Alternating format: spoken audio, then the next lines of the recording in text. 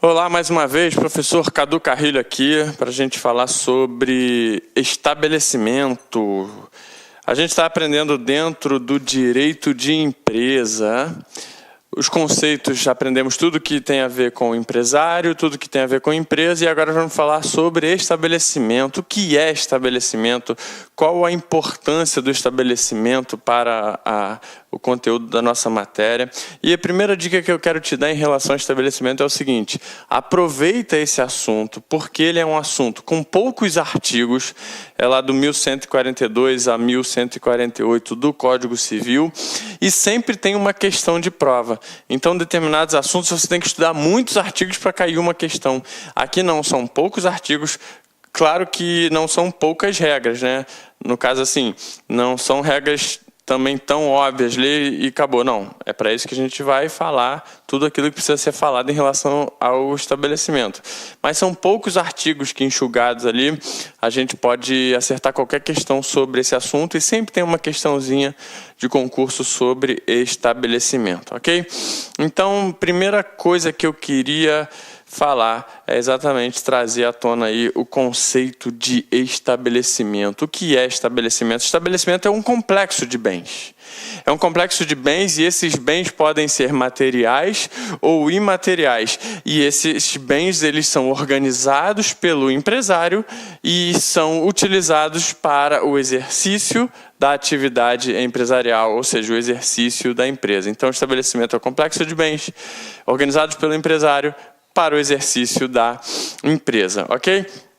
Um detalhe interessante é que a legislação não diz que esses bens são materiais e imateriais, mas a doutrina já consolidou o entendimento nesse sentido, que esses bens são materiais e imateriais, também chamados de tangíveis ou intangíveis, e comumente a gente vê questão de prova perguntando sobre isso. O que seriam bens imateriais? Seriam as marcas, seriam tudo aquilo, os direitos autorais, tudo aquilo que são as patentes, que são bens imateriais ou intangíveis.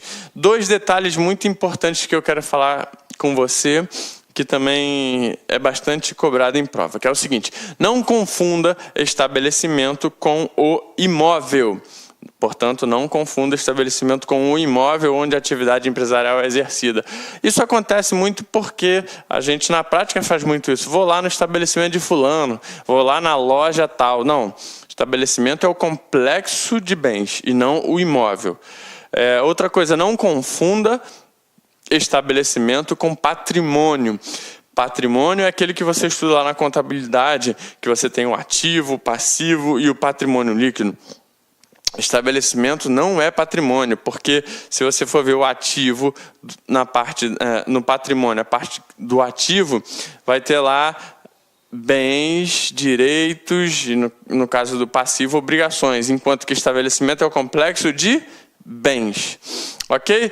Então tá, dito isso e feita essa introdução sobre o assunto, vamos ver como o Código Civil trata, porque afinal a maioria das questões de concurso sobre esse assunto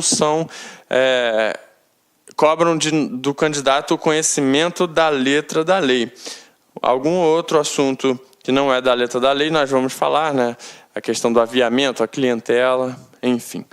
Então, aqui em cima está a definição que eu já expliquei para vocês. Estabelecimento é o complexo de bens. Esses bens podem ser materiais ou imateriais, que são organizados pelo empresário, que possibilita o exercício da atividade empresária. E aqui, de acordo com a lei, artigo 1142 do Código Civil, diz o seguinte: considera-se estabelecimento todo o complexo de bens organizado para o exercício da empresa, por empresário. Então, ele é organizado pelo empresário para o exercício da empresa ou por sociedade empresária.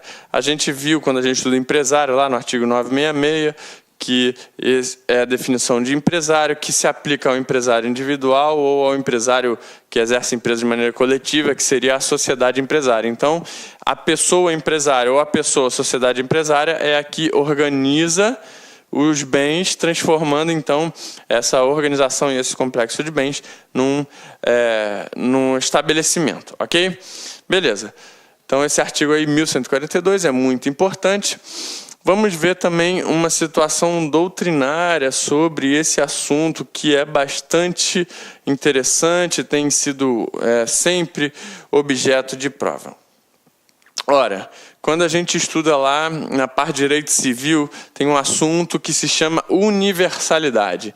Então, qual é a natureza jurídica do estabelecimento? Qual é a natureza jurídica do estabelecimento?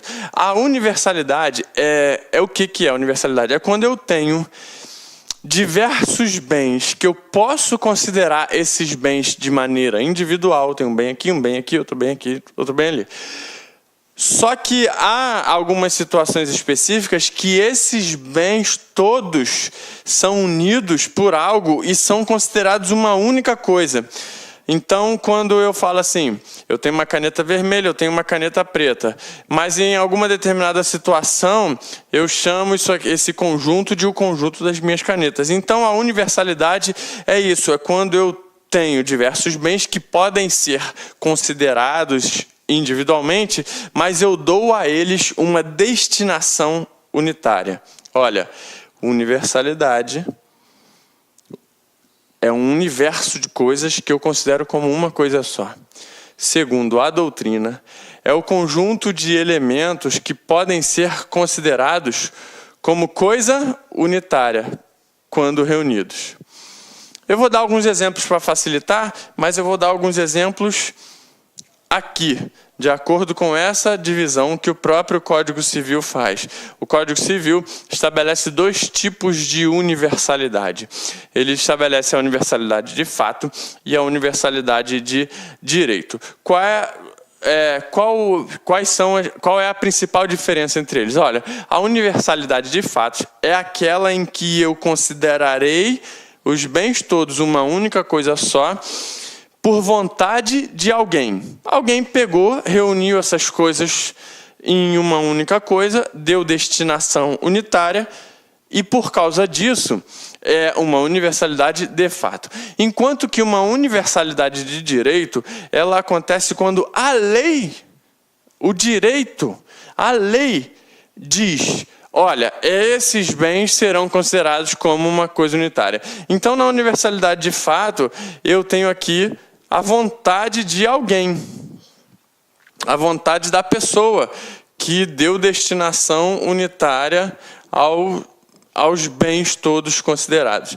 Enquanto que na universalidade de direito, esse conjunto de bens será considerado uma coisa unitária por determinação legal. Por exemplo, então, agora sim, para facilitar o nosso entendimento de universalidade de fato. Biblioteca, uma biblioteca, por quê?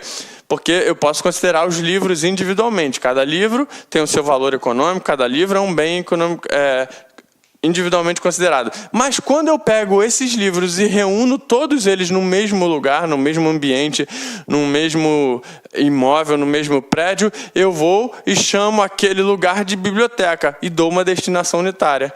Biblioteca. Por quê? Porque alguém teve vontade de fazer isso, então vontade de uma pessoa. Um rebanho também é uma coletividade que tem destinação unitária. Eu posso vender um rebanho inteiro com tantas cabeças de gado. Então, por quê? Porque alguém quis reunir isso tudo. Universalidade de direito. Massa falida. A lei diz que todos os bens do falido serão considerados uma única coisa chamada de massa falida. Você veja, eu nem preciso juntar esses bens em um único local. Não, massa falida é porque a lei diz que assim, o espólio, alguém morreu, deixou um monte de bens. Todos esses bens serão considerados uma única coisa. Que coisa é essa? Um espólio, porque a lei disse que os bens do falecido serão considerados o espólio. Então, a universalidade de direito. Então, diante de toda essa explicação e desses exemplos, eu preciso te perguntar: e o estabelecimento? Qual a natureza jurídica de estabelecimento? Ele é uma universalidade? Sim. O estabelecimento é, sim, uma universalidade. Ok. Uma universalidade de fato ou de direito? Ora, a grande maioria da doutrina considera que estabelecimento é uma universalidade de fato, porque ele assim é considerado como um objeto unitário como destinação unitária esse complexo de bens, porque alguém quis fazer isso. Esse alguém foi o empresário ou a sociedade empresária. Existe uma grande discussão doutrinária. Eu já vi banca considerando como correta universalidade de direito. Por quê? Porque existe uma doutrina minoritária que considera assim.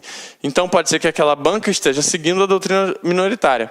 Mas fica a seguinte dica em relação à questão de concurso. Se na questão, e as que eu vejo cobrando isso aqui como correta, geralmente não coloca entre as opções universalidade de fato. Então, caso existam várias opções e só tenha uma delas como universalidade, você pode até marcar essa, mas saiba e aprenda para a sua prova, porque eu já vi algumas questões sobre isso, apesar de não estar na lei.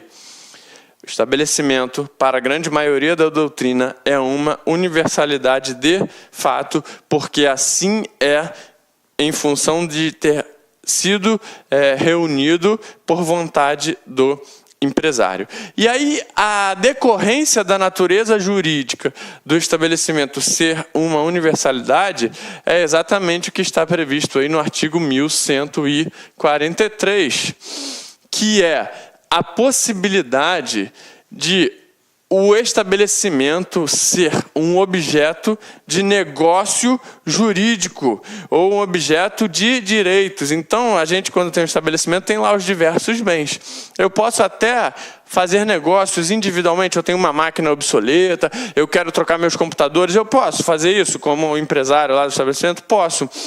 E se eu quiser fazer um negócio com o estabelecimento como um todo, ou seja, considerar, em vez de considerar cada bem individualmente, eu considero o complexo de bens, aquela universalidade. Posso? Sim. É a permissão do artigo 1143, que diz o seguinte: pode o estabelecimento ser objeto de quê? Unitário, vai ser um objeto unitário, o complexo de bens, objeto unitário de direitos e de negócios jurídicos, translativos ou constitutivos, que sejam compatíveis com a sua natureza. Então, os negócios jurídicos translativos são aqueles que acarretam mudança de propriedade, mudança na situação jurídica, mudança na situação jurídica. É aquele que os negócios translativos são aqueles que transferem a titularidade.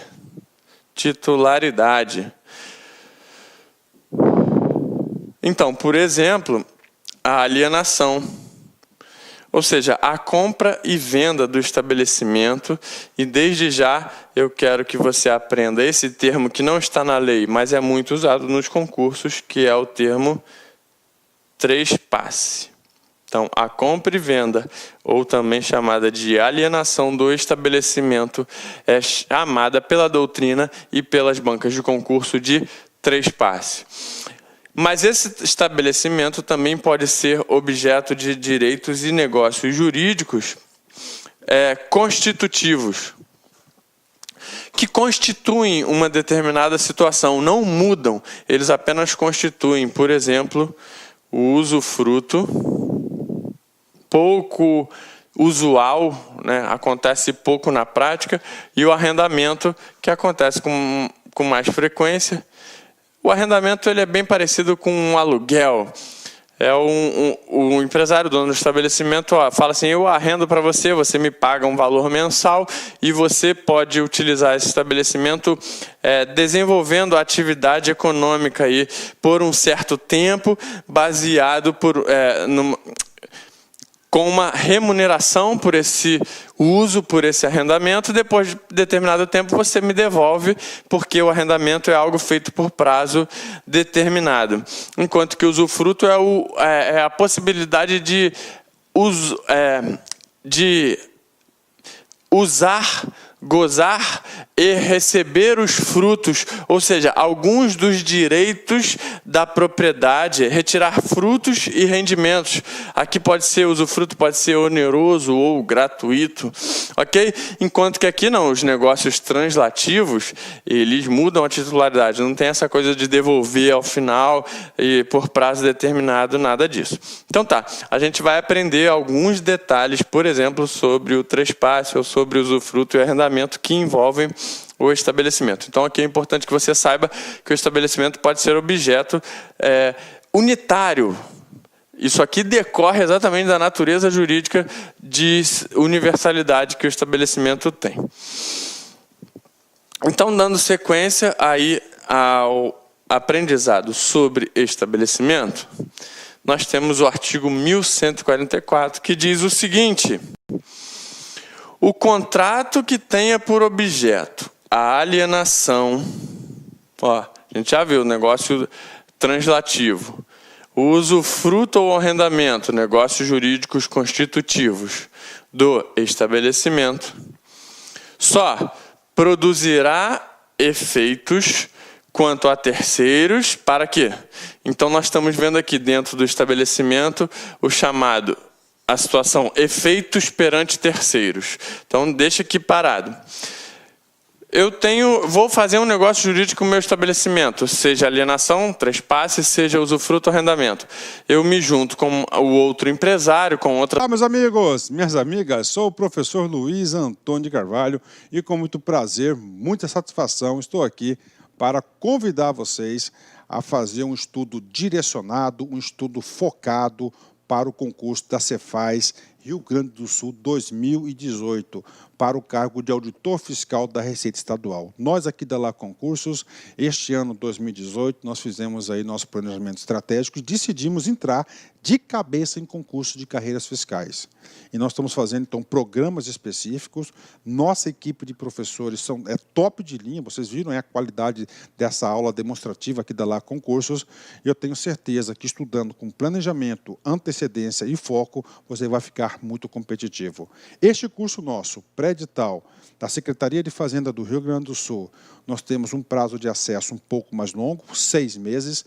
Durante esses 6 meses, é um curso pré-edital, você vai ter direito a todas as atualizações dentro do período de acesso. E vamos supor, você se matriculou hoje, semana que vem o edital foi publicado e está precisando de algum complemento no seu curso. Você pode ficar tranquilo, porque nós aqui da Lá Concursos, quase 10 anos no mercado, quase 10 anos no ar, nós vamos atualizar a custo zero, mas dentro do prazo de acesso. Professor, quanto custa tudo isso? Gente, apenas 10 parcelas de R$60. Você pode ter certeza absoluta que é o melhor custo-benefício do mercado Cefaz Rio Grande do Sul, aqui na Lá Concurso.